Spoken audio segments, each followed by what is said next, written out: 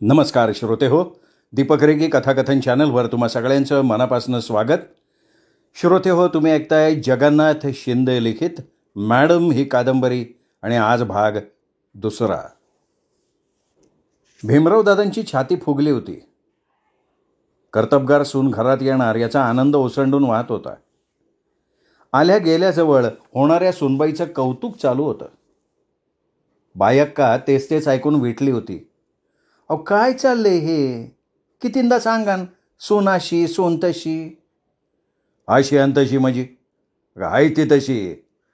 अगं माणसं जिंकली तिने, काय फाड फाड बोलली म्हणून सांगू? काय सांगू नका, पाठ झालंय तुमच्या तोंडून ऐकून ऐकून. अगं नजर काय, तो आत्मविश्वास बी ऐकून माहिती झालाय. आता सून पुराण बंद करा. माणूस आला का झालं तुमचं सुरू. माझी सून अशी, माझी सून तशी, माझी सून अशी बोलली आणि तशी बोलली. काय सासूचा तोरा अंगात शिरला काय? मी काय केलं? का जळती तिची? हो मी जळणार नाही, सासूचा हिंगा दाखवीन तिना. हिंगा? अगं तुझ्या हिंग्याला पिंगा लावलाय तिने. हातभर ढपली काढू नका, वाजायला तिचं कौतिक. अगं आपली 101 माणसं, कोडाळची घरटी माणूस, या सगळ्यांनी तोंडात बोट घातलं. तू की झाडकी पत्ती. पत्ती नाही, पत्ता आहे, हुकुमाचा पत्ता. अहो सासू पुढं सून राणीच असती. राणी सरकार तुमचा गर्व पुरं झाला आता. मग तुम्ही माझी बाजू घेणार का तिची? आम्ही सोनबाईच्या पक्षात. असं आहे वे, मग बघतेस की. काय करशील ग? सांग ना, काय करशील? काय करीन? हा काय करशील? तुमची दृष्ट काढीन. एवढी चांगली सून निवडली तुम्ही, मग तुमची दृष्ट नको हे काढाय? इथनं पुढं दृष्ट काढायचं काम आहे तुझ्याकडं. गुन्ही सून मिळाल्यावर ते करण्यात बी धन्यता वाटन. पण एक सांगू का? लाडात येऊ नका, जरा काळजीने ऐका बरं. सूनचं कौतिक गावभर करू नका, जरा वसंताबद्दल बी बोला. अगं तुलना करायची झाली ना, आता वसंतापेक्षा तेच म्हणते मी. तुमचं गुणगान मनात ठेवा. मुलाला काय वाटत असेल याचा विचार करा. अगं पण सोनं ते सोनंच ना. सोन्याच्या चांदीबरोबर कशाला जोखत बसताय? दोघात आत्ताच भांडणं लावणार का तुम्ही? भीमराव दादा यावर काही बोलले नाहीत. सून आपली, तसा मुलगा बी आपलाच आहे. तराजू आपला, वजनं आपली, वस्तू आपली. प्रत्येक क्षणी मोजमाप केलंच पाहिजे का? अगं पण खरं सांगू का? आता एवढं बोलू नये, काय सांगणार आहे हो? वसंतापेक्षा सुनबाई खूळ भरलंय तुम्हाला. अशानं नको ते घडायचं. अगं पण हे बघा, मला तुमचं काही ऐकून घ्यायचं नाही. आणि पुन्हा सुनबाई सुनबाई सुनबाई करत बसू नका.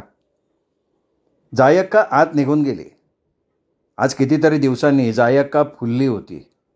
सतत तोंडाला कोलोप असणारी जायक्का आज खुललेली होती. बागात असं कोणाचं कार्य झालं नाही, असं कार्य करायचे मला. काहीही कमी पडू द्यायचं नाही. भीमराव दादा भावकीतल्या तरुण पोरांना आणि आपल्या खास कार्यकर्त्यांना सूचना करत होते. दादा, मंडप सातारचा सांगायचा का? सीतारामने विचारलं. का, पुण्यातले मंडपवाले इकडे येणार नाहीत का? पण 70-80 सातारचे प्रभाळे मांडव घालतील की.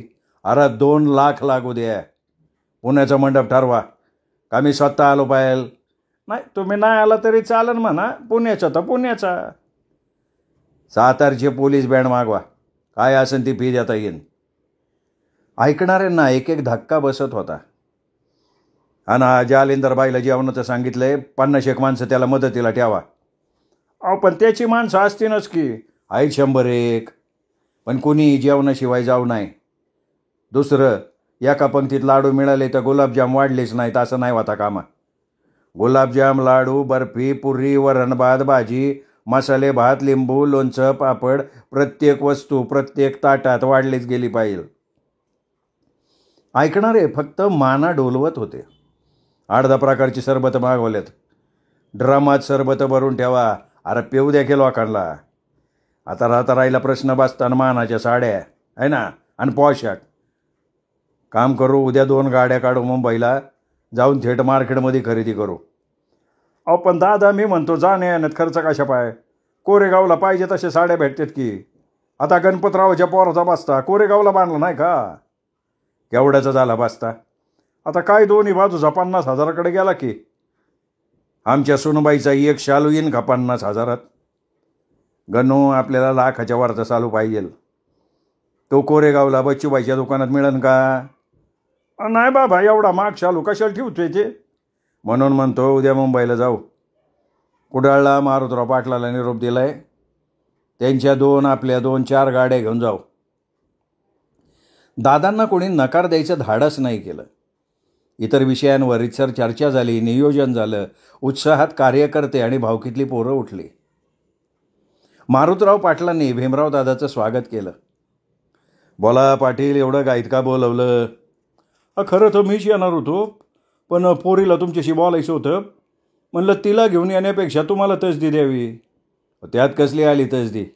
बोलव की तिला. तसं आम्ही तिला अंधारात ठेवणार नव्हतो. उद्या तिच्या साक्षीनं पसंतीनं साड्या दागिने मुंबईत घेणार होतो. काय कमी पडू देणार नाही तिला. बोलवा तुम्ही सुनबाईला. चंद्रकला समोर येऊन बसली. बोल बोल बोल, मोकळ्या मनानं बोलायचं. हे बघ मारुतराव पाटील, तसं मी कुठं काय कमी पडत असं सांगून टाकायचं. बस्ता मुंबईला बांधायचं ठरवलंय? आता कोरेगावला साताऱ्याला पसंतीचा शालू भेटणार आहे का? मंडपसुद्धा पुण्यावरनं मागवायचं ठरवलंय म्हणे. सातारा, वाई, कोरेगाव, वराडचे मंडप पाहिले असतील की तुम्ही? जेवणाचा बेदबी म्हणजे लाडू बर्फीपासनं लिंबू कोशिंबीपर्यंत ऑर्डर दिली. साधारण ताटामागा 300 रुपये खर्च येईल. अच्छा, लग्नात किती खर्च करणार होता पण साधारण अंदाज? काय तसं आता नाही सांगता येणार, पण 1.5 कोटीच्या दरम्यान. जावलीला अद्ययावत हॉस्पिटल नाही आहे. तालुक्यातल्या लोकांना साध्या एक्सरेसाठी साताऱ्याला जायला लागतं. सुनबाई, 1 कोटीत नक्की चांगलं हॉस्पिटल बांधून होईल. ठीक आहे ना, नामदार अजित मानेच्या कानावर घालतो. शासनाच्या टेबलावर फाईल 5-10 वर्ष फिरत राहील. काय म्हणायचं काय तुला? लग्न मंदिरात होईल. पुजारी 100-125 माणसं, या पलीकडे लोक नसतील. जेवण, हारतुरे, मानपान काहीही नाही. अगं पण माझा एकुलता एक मुलगा, मग मीही तुमची एकुलती एक सूनच होणार आहे. अगं पण मंडप, हाऊसमौज, डामडौल करून आपण आपलेच श्रमाचे पैसे वाया घालवणार का? आणि वर लोकांपुढे कुठला संदेश देणार? आमच्यासारखं लग्न करा, ऋण काढा, कर्ज काढा, पण आमचं अनुकरण करा. दादासाहेब, लहान तोंडी मोठा घास घेते, मला माफ करा, पण संपत्तीचं, श्रीमंतीचं प्रदर्शन शुभ कार्यात तरी नको. अगं पण आपल्याला देवानं काय कमी केलं आहे? लग्नानिमित्त लोकांना गोडधोड जेवण घालता येतं आहे. गोडधोड जेवणापेक्षा उपाशीपोटी कष्टकरी माणसांना औषधाची गरज जास्त आहे. डॉक्टरांची गरज जास्त आहे त्यांना. आपण एक दिवस गोड जेवण देऊ, रोजचं काय? सुनबाई, आणि अशा लग्नात वधू म्हणून वावरताना मला वेदना होतील दादासाहेब. अगं पण मान सन्मान, कार्यात संपत्तीची उधळण केल्याने मान सन्मान वाढत असेल तर तुम्ही दुसरी सून बघू शकता. सुनबाई, मी बाहुली नव्हते, नाही आणि होणार सुद्धा नाही. केवळ तुमच्या खुशीसाठी मी या गोष्टी स्वीकारणार नाही. याचा अर्थ फक्त सुपारी फुटली आहे. अजूनही तुम्ही विचार बदलू शकता. अगं पण बदल नाही. मी जर तुम्हाला सून म्हणून हवी असेल तर 1 साडी, 2 मणी, 1 डोरलं, ब्राह्मण, जवळची 100-1 माणसं. भीमराव दादा विचारात पडले. चंद्रकला, आपण मधला मार्ग काढला तर? मारुतराव जोडायचा प्रयत्न करायला लागले. कोणता मधला मार्ग? 1-2 कोटी खर्च करण्याऐवजी 70-75 हजार तरी. अच्छा, म्हणजे लग्नाचं प्रदर्शन भरवायचंच नाही का? अगं, आशीर्वाद देण्यासाठी माणसं तरी. लग्नाला न येता मी सांगते त्या पद्धतीनं लग्न केलं तर जास्त आशीर्वाद मिळतील. मारुतरावांनी ओठ मिटले.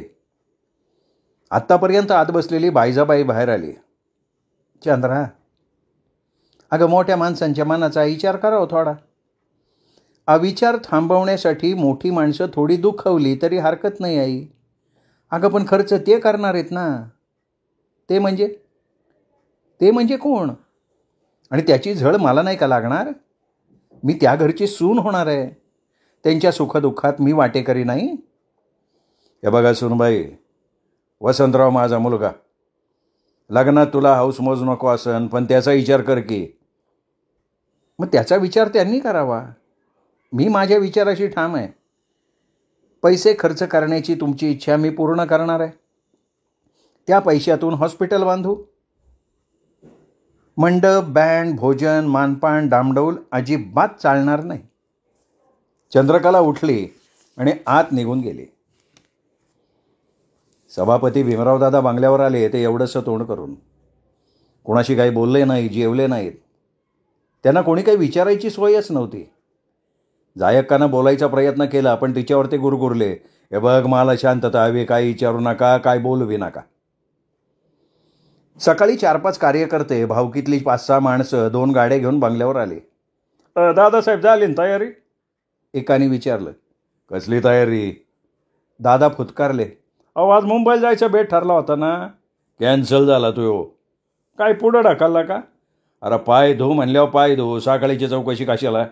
चला निघा, चला चला, चाल तेव्हा, गाड्या बी परत पाठवा. तो कार्यकर्ता परतच फिरला. थांबे लक्ष्मण. लक्ष्मण थांबला. मंडप, बँड, जेवण कॅन्सल. हो पण दादा, ॲडव्हान्स माघारी मागू नका. जावा, माणसं पाठवा, सगळं कॅन्सल. काय लगीन मोडलं काय दादा? अरे किडं पडलं तुझ्या तोंडात. लग्न मोडलं म्हणता लाज नाही वाटत वय? काय भावला भावलीचा खेळ मांडला का मी? सभापती मी सभापती, आम्हाला नाक नाही का? लक्ष्मण बिचारा खाली मुंडी घालून बाहेर निघून गेला. भीमरावदादांच्या बोलण्याचा, वागण्याचा त्याला अर्थच लागला नाही. आपलं काय चुकलंय हेही त्याला कळलं नाही. जायकानं हे सगळं ऐकलं होतं. धीर धरून तीच पुढे आली. कोडाळच्या पाटलाशी काय बी नसलं का? कोण समजतो स्वतःला? अरे पाटील असन त्यो, मी काय नाटापाटाचा नाही, जावलीचा सभापती मी. भीमरावदादा स्वतःवरच चिडचिडत बोलले. अहो तुमचा अपमान केला का? त्या पाटलानं अपमान केला असताना तर एक वेळ सण केला असता. पण ती कार्टी. कार्टी? अगं ती चंद्री सून, वानारी सून. काय म्हणली माहिती का? म्हणली मांडव नको, बडे जाव नको. कोण समजती मला ती? भिकारदास. मंदिरात कोण लग्न लावतं? नाक नाही वय मला? आणि माझा वसंत आंधळा आहे का पांगळा आहे? अहो काय घडलंय बैजवार नाही का सांगणार? माझ्यासमोर बोलायची हिंमत करते. कोण समजते कोण स्वतःला? सुपारीच्या वेळी कान खाली घातले, शेपूड मागच्या पायात घातलं, मी घालीन का? ए बघा तुमचा अपमान झाला असेल तर म्हणजे काय? फार नाक कापलं माझं. म्हणाली माझी अट मान्य असेल तर लग्न. हे बघा मनस्ताप करून घेऊ नका. 56 मिळतील आपल्या वसंताला, नाकार कळवून टाका. आणि काय मोकळं व्हायचं काय?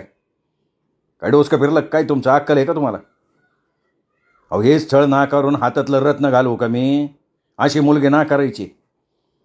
अगं शहाणे, 56 काय घेऊन बसली, लाखात अशी मुलगी नाही भेटणार. जायकाला हसू आलं. हसताय काय मूर्खासारखं? तुम्हाला उभ्या आयुष्यात शहाणपण नाही सुचलं ते त्या 20 वर्षाच्या चंद्राकडे आहे. तुम्ही बाय नेमकं कसं वागताना बोलता हे मलाच कळत नाही बाय. कळणारच नाही. कसं कळणार तुम्हाला? तेवढी उमज नको? अरे केवढी धडाडी आहे. कशी म्हणती? लग्नात 1.5 कोटी खर्च करणार त्यापेक्षा कोटीचा दवाखाना बांधा. तालुक्याला अद्ययावत दवाखाना नाही. पैसे वाया घालवण्यापेक्षा सत्कार्याला लावा. मग तसं काय तिचं चुकीचं नाही. अगं पण मला गाडवाला आत्तापर्यंत का नाही सुचलं हे? सभापती आहे मी. तालुक्यातल्या जनतेचे प्रश्न मला कसे माहिती नाहीत? ही 20 वर्षाची, हिला कसे प्रश्न काढतात सगळे? काही एवढी शहाणी झाली का ती? आणि मीच का मूर्ख झालो? भीमराव दादा स्वतःवर चिडले होते. हे बघा डोकं शांत ठेवा, शांतपणे विचार करा. आता कसला विचार करायचा आहे? डोकं आहे का तुम्हाला? विचार झालाय. चंद्रकला म्हणते तसं होणार. ठीक आहे तसं करूया म्हणजे काय करणारच आहे. लोकांना काय 2 तोंड असतात. येताना हसत येतात, जाताना भरल्या पोटानं खायला घालणाऱ्याची टिंगल करत निघून जातात. त्यांची कोणाला फिकीर आहे? मांडव नाही, बँड नाही, मानपान नाही, 1 कोटीचा दवाखाना. अरे काय विचार आहे? वा वा, सोना सविता अशी. आणि बोलण्यात तर काय आईट आहे.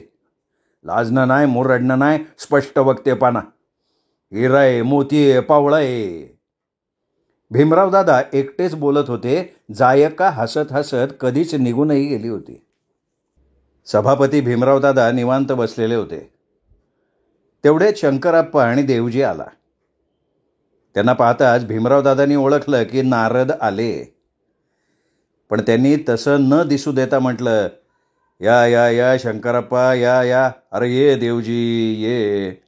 राम राम राम राम सभापती. दोघं ऐस पैस बसले.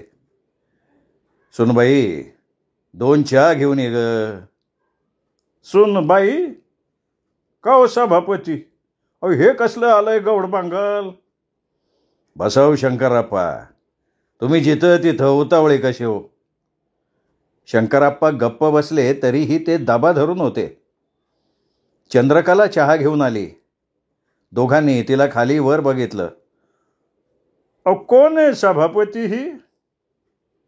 ही सभापतींची सून आहे, वसंतरावांची बायको. का नावच घेऊ? आईला हे नुसतं गोड बंगाल नाही रे, बंगालच बंगाल आहे देवजी. खुलासा करू का वाचून दाखवू? चंद्रकला ताडकन बोलली. तसे भीमराव दादा म्हणाले, सुनबाई तुम्ही आज जा. चंद्रकला आत गेली. आता सभापती तुम्ही वाचा नाही तर खुलासा करा. जीभ भाजल शंकराप्पा, जरा सबुरीनं घ्या.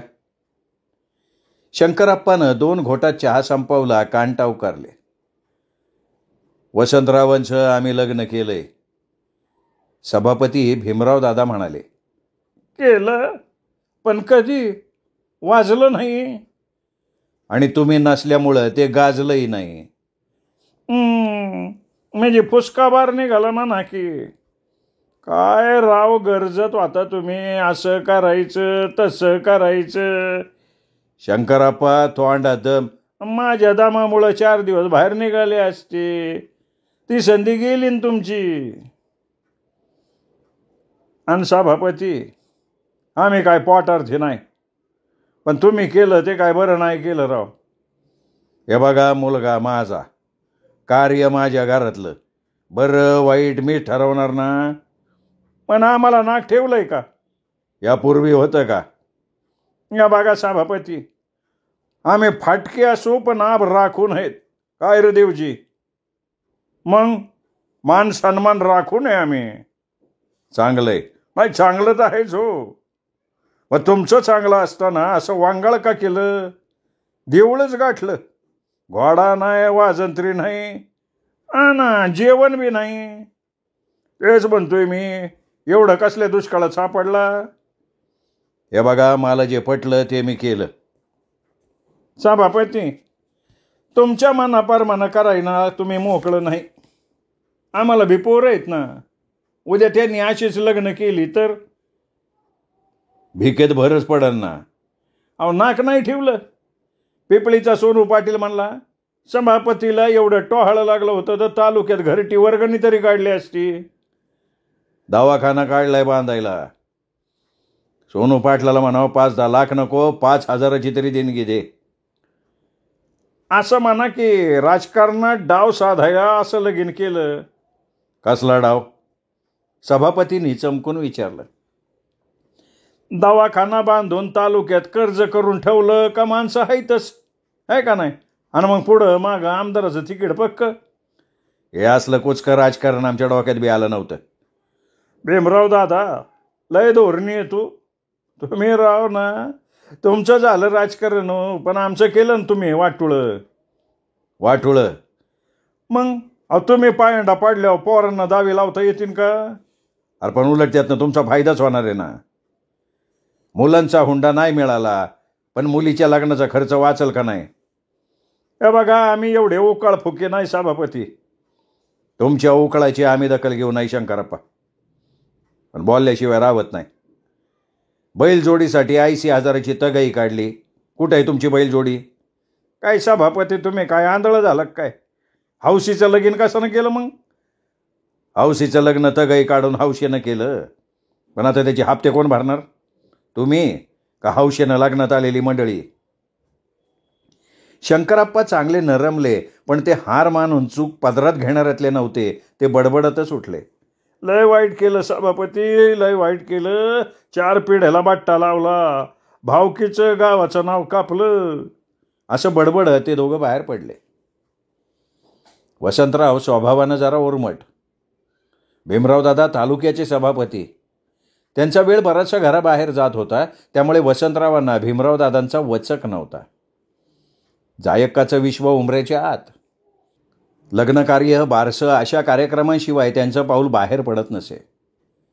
सभापतीच्या मुलाला कुणी चारित्र्याच्या गोष्टी सांगाव्यात? उगाचच आबरूचा पंचनामा. एकूण काय तर वसंतरावांना दावं नव्हतं. वसंतरावाला चंद्रकला मात्र आवडली होती. चंद्रकलात उणं काही नव्हतं. पदवीधर होती, दिसण्यात उजवी होती, बोलण्यात पंडित होती. तुलनेनं काकणभर तीच अधिक होती. लग्नानंतर सुगंधित दिवस वाऱ्यावर स्वार होते. हे वयच मोठं लबाड असतं. उणं दुणं पाहिलं जात नाही. केवळ देणं आणि देणंच माहिती असतं. इतर जखम कोण बघत राहणार? दोघंही धुंदीत, स्वर्गपायाशी. स्वप्न रंगवणं आणि त्यात रंगून जाणं. वसंतराव त्या दिवशी देवजीला एकटाच सापडला. काय वसंतराव, जोरात चाललंय ना? अहो, म्हणल्या का ध्यानात ठेवा, संसार इस्तवाशी मांडला हैस. म्हणजे कळलं असती.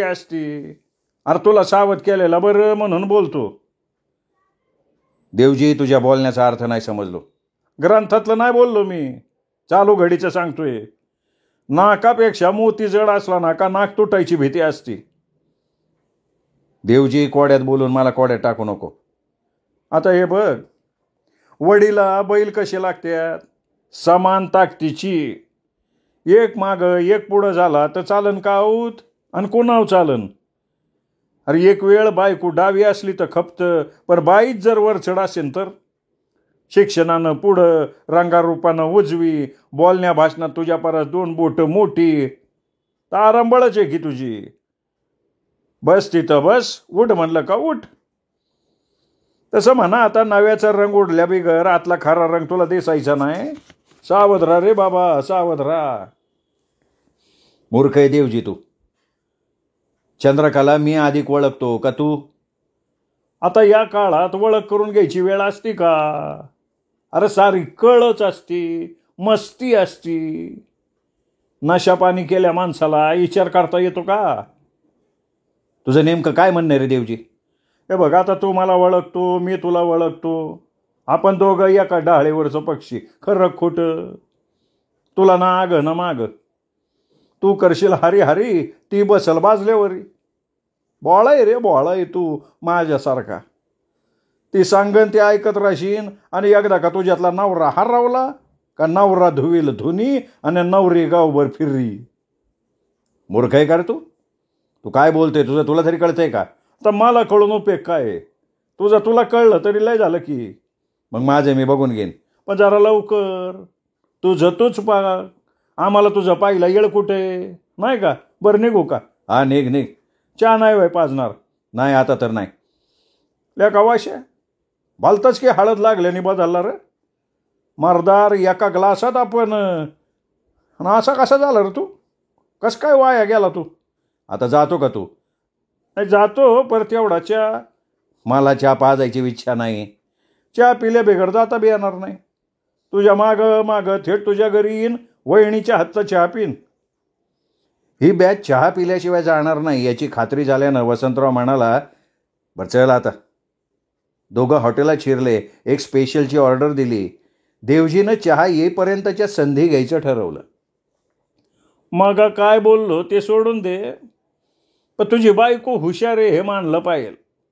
बोलाय मास्तरीनच. बायकोच्या कौतुकानं वसंतराव फुलला. अरे सुपारी फोडताना पाहिलं ना, एवढ्या गाड्यांचा खुळखुळा केला पार पोरीने. वसंतराव काही बोलला नाही. अरे असली टक्कुरीबाज माणसं आहेत ना, ती मोठी होत्यात बघ. अक्कल बुद्धीला संधी मिळाली का लांब निघून जातात. तेवढ्या चहा आला. दोघांनी चहा घेतला. आणि समजा समजा ती उद्या पंतप्रधान झाली तर नाव कोणाचं सांगणार आहे? तुझंच की. दोघं उठले. आता जा तू बघ. तो गतीनं गेला, पण वसंतरावांचे पाय जड झालेले होते. श्रोते हो, तुम्ही ऐकताय जगन्नाथ शिंदे लिखित मॅडम ही कादंबरी. आज या कादंबरीचा दुसरा भाग आपण ऐकलात. तिसरा भाग ऐकण्यासाठी उद्या भेटूयात दीपक रेगे कथाकथन चॅनलवर. तोपर्यंत नमस्कार श्रोते हो.